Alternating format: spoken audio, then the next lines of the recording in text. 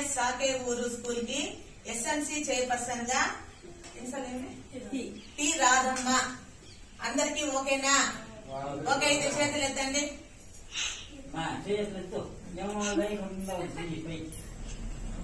Okay, T రాధమ్మని SMC chairperson గా ఏకగ్రీవంగా ఎన్నుకోవడం జరిగింది. R Radhamma SMC vice chairperson గా. అందరికి ఓకేనా? ఓకే అయితే చేతులు ఎత్తండి. ఆర్ రాధమ్మను ఎస్ఎంసి వైస్ చైర్పర్సన్ గా ఏకగ్రీవంగా ఎన్నుకోవడం జరిగింది.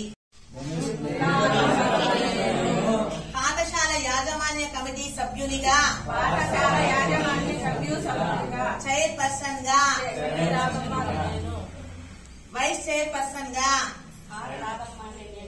పాఠశాల అభివృద్ధికి అనగా నమోదును పెంపొందించడంలో, గుణాత్మక విద్యను పెంపొందించడంలో, పిల్లల రోజువారీ హాజరును పెంపొందించడంలో, బాలికా విద్యను అభివృద్ధి పరచడంలో, డ్రాపౌట్లను లేకుండా చేయడంలో ప్రభుత్వం సూచించిన వివిధ పాఠశాల కార్యక్రమాలను అమలు పరచడంలో నా వంతుగా కృషి చేస్తానని మా పాఠశాల ఆవాస ప్రాంతంలో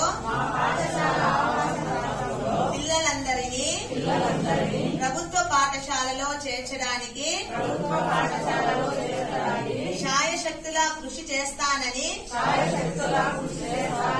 ఆత్మసాక్షిగా ప్రమాణం చేస్తున్నాను.